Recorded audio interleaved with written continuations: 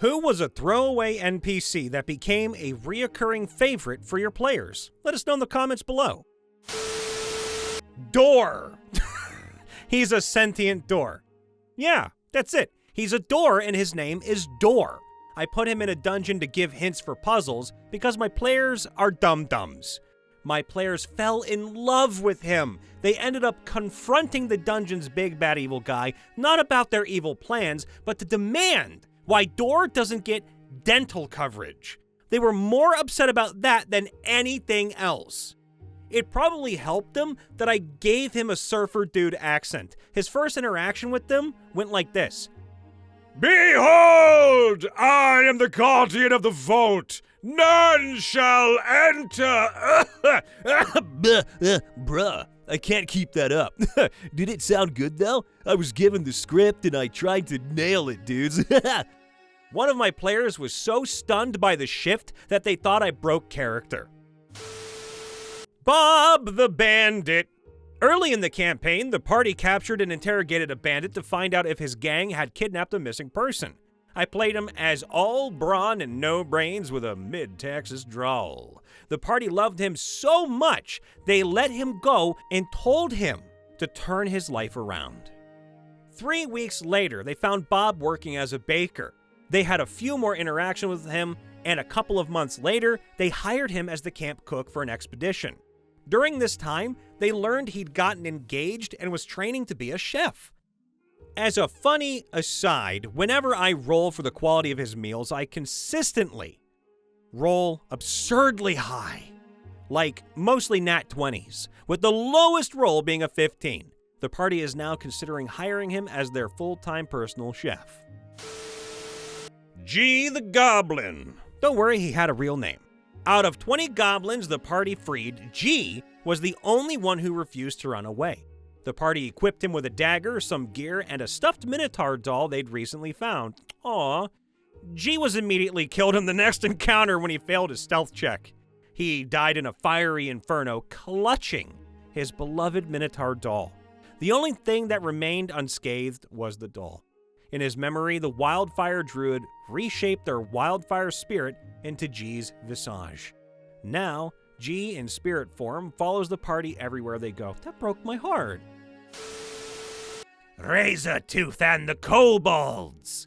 I ran a game where the goal was to defend a town against waves of monsters displaced by something terrifying in the mountains. The players collected resources and built defenses on a large static map. One wave consisted of kobolds. Some distracted the players at the gates while others tunneled inside. The players caught the tunneling kobolds and, instead of killing them outright, negotiated with them. The kobolds asked to live in the town and set up a shrine to Tiamat. The players, rolling poorly on religion checks, had no idea who Tiamat was, but thought Tiamat sounds cool, so they agreed. Razortooth became the face of the kobold operation. My plan was to make the players regret their choice by having the kobolds infest the town. I dropped hints that the kobolds were tunneling everywhere, bringing in cousins and causing sinkholes. Monsters attacking the town just disappeared into pit traps, only for their bodies to end up as sacrifices at the shrine of Tiamat.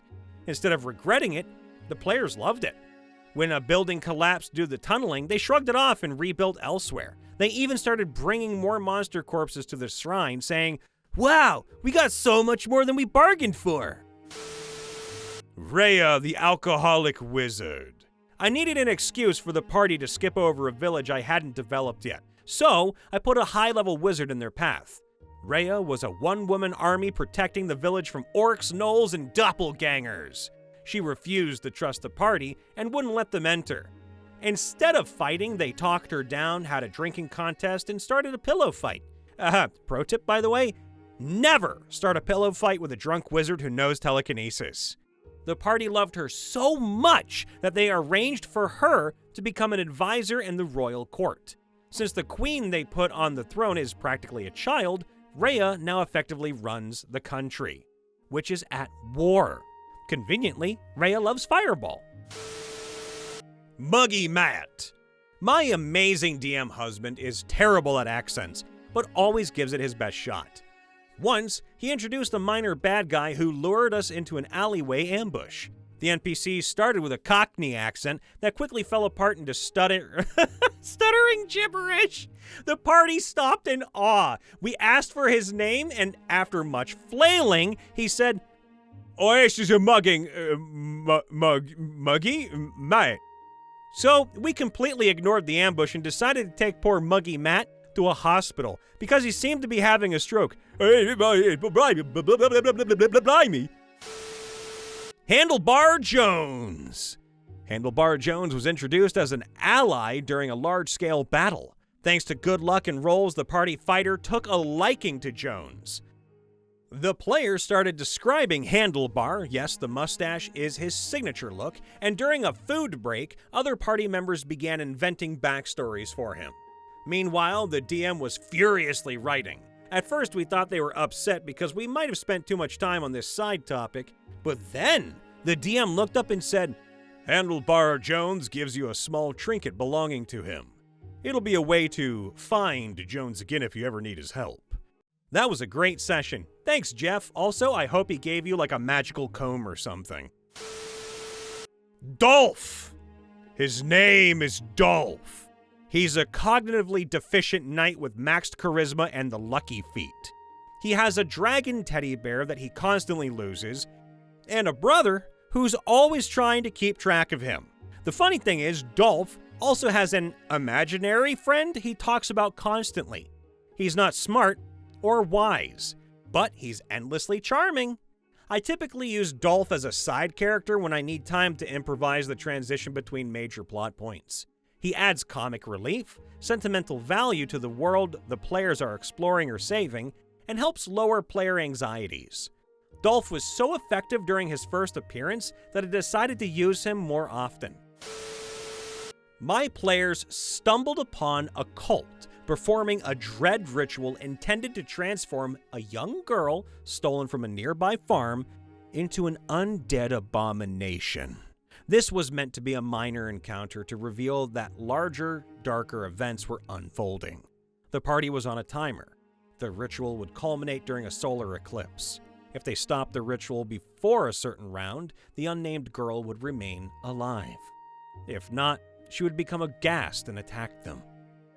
Of course, two of the party members completely borked my plan by using immediate actions during the pivotal round to both catastrophically disrupt the ritual and infuse the girl with healing energy. On the spot, I decided to apply the half-undead Mortif template to her, rendering her temporarily catatonic, and let the party figure out what to do next.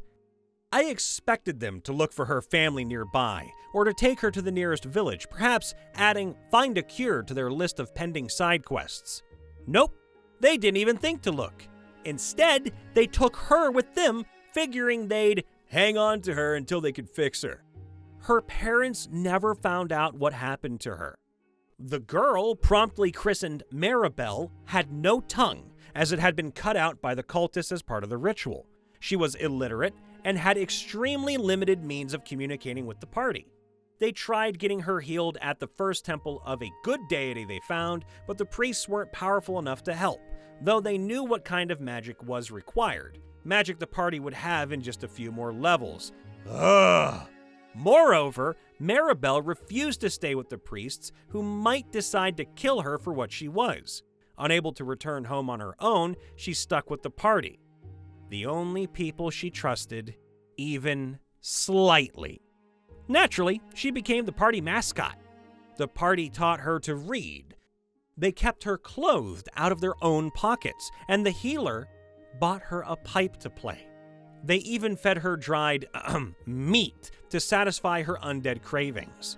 Eventually, she participated in combat, slacking her hunger by biting into a downed but not yet dead bandit. She gained XP for the kill. At the next city, she convinced the barbarian to take her to the library, where she found a prayer book of Evening Glory, a lesser deity from Libris Mortis, neutral goddess of eternal love at any cost, including undeath. She was a preteen girl who found the goddess of Romeo and Juliet and Twilight. Made sense to me, I suppose. Thus, Marabel became a first-level bard and a first-level spontaneous variant cleric of Evening Glory. This was a Gestalt campaign, by the way. By this point, the party was already mid-level, so she advanced quickly. I kept her a few levels behind, treating her like a cohort, and specialized her in divination, abjuration, counterspelling, and sleight of hand. In combat, she stayed in the back, countering incoming spells. This made her invaluable, allowing me to throw more advanced challenges at the party while taking some of the edge off. The players also became deeply invested in protecting and helping her. Another fun aspect of Marabel was her start as a thief. Occasionally, I'd give the party encounters with little to no loot, but the next time they hit a town, Marabel would just disappear. Once the party left town, she'd hand out presents she'd acquired, tailored to each party member's needs. After a year and a half of weekly games, I casually pointed out that they'd never looked for her family, who were still searching for Marabel half a continent away. The sudden realization on their faces that they were all complicit in kidnapping a tween girl was a moment I'll cherish forever. After the penultimate encounter of the campaign, the healer found a ring of 3 wishes with 1 wish remaining. Knowing that Marabel wasn't exactly happy with her condition, but had come to terms with it, he asked her what she missed the most. She admitted she missed her voice. He wished for her tongue to be restored and for her to have the most beautiful voice in the kingdom. The party watched as a severed tongue, sparkling with light, flew through the air and affixed itself to her mouth. Marabel spoke for the first time they'd ever heard, with a voice so gorgeous it was beyond words. A few weeks later, they began hearing stories about the king's wife. The king was the big bad evil guy and the ultimate encounter. She was a half-succubus, though the realm didn't know, and a renowned singer, whose magical voice had suddenly been stolen by unknown magic. Despite all attempts at restoration, the curse remained, and there was a massive bounty on the head of whoever was responsible. I had rolled her up before the campaign even started as a legendary seductress with an irresistible voice. My healer player got so stupidly lucky. Marabel continues to appear in my games as a world walker. She's an exceptionally long-lived teenage girl with pale skin, dark hair and eyes, sharp teeth, a simple white dress, and a purple ribbon around her waist. She carries her gorgeous voice, her faith in Evening Glory, and her unshakable belief that true love is forever, whether you like it or not. Hey everyone, Brian Von VA checking in after the vid. Make sure to leave a like, subscribe, ring that bell, and let us know in the comments below who was a throwaway NPC that became a reoccurring favorite for your players. Thank you for your continued support and love for the channel, members and subscribers both. We love you all. Please be safe, happy, and healthy, and we'll see you next time. Toodaloo for now.